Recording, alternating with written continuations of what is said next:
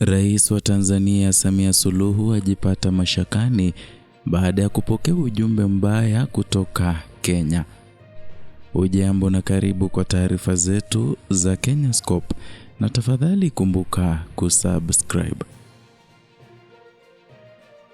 Mwakilishi wa wanawake katika kaunti ya Nairobi, Esther Passaris, ametoa wito kwa Rais wa Tanzania Samia Suluhu kuchukua hatua madhubuti dhidi ya maafisa wa usalama wa Tanzania wanaodaiwa kuwatesa wanaharakati wawili Mkenya ambaye ni Boniface Mwangi na wakili kutoka Uganda kwa jina Agatha Atuhaire walipokuwa chini ya kifungo nchini humo.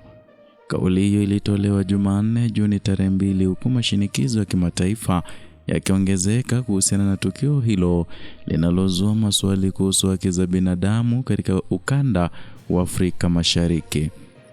Kwa mujibu wa taarifa rasmi, Mwangi na Atuhaire walikamatwa tarehe 20 Mei mwaka huu jijini Dar es Salaam walipokuwa wakihudhuria kesi ya kiongozi wa upinzani nchini humo kwa jina Tundu Lissu anayekabiliwa na mashtaka ya uhaini.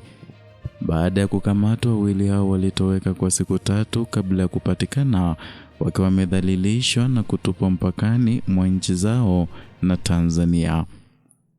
Kwa mujibu wa ushuhuda waliotoa baada ya kurejea katika mataifa yao, walieleza kwa kina mateso ya kinyama walioyapitia mikononi mwa maafisa wa usalama wa Tanzania.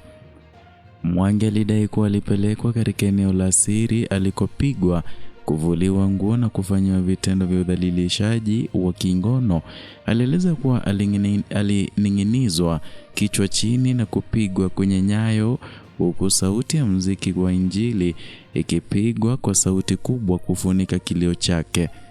Agatha Atuhaire pia alieleza mateso kikatili aliyoyapitia.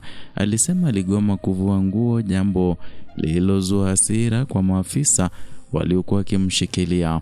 Alishambuliwa kwa kupigwa mgongoni kabla ya kuvuliwa nguo kwa nguvu na kufanyiwa ukatili wa kingono. Matendo haya yanakiuka misingi ya utu na haki za binadamu kwa kiwango kikubwa. Passaris alisisitiza kuwa kukamatwa kwa wanaharakati hao na mateso aliyoyapitia ni ukiukaji wa wazi wa haki za binadamu na kumtaka Rais Samia kuonyesha dunia kuwa Tanzania haivumilii unyanyasaji wa aina yoyote. Alieleza masikitiko yake kama mama, kiongozi na mtetezi wa haki kuhusu vitendo hivyo vya kinyama, akisema kuwa havipaswi kuwa sehemu ya maadili ya uongozi barani Afrika. Kauli ya Passaris imeongeza shinikizo kwa serikali ya Tanzania kuchunguza kwa kina tukio hilo na kuwajibisha wote waliohusika.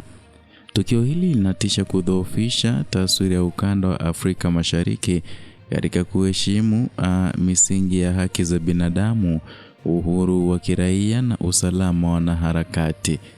Huku jamii ya kimataifa ikiendelea kufuatilia kwa makini, wito wa Passaris unalenga kuhakikisha kuwa haki inatendeka kwa waathiriwa na kwamba hali kama hii haitajirudia tena kwa wanaharakati au raia wengine watakaotekeleza wajibu wao wa kidemokrasia.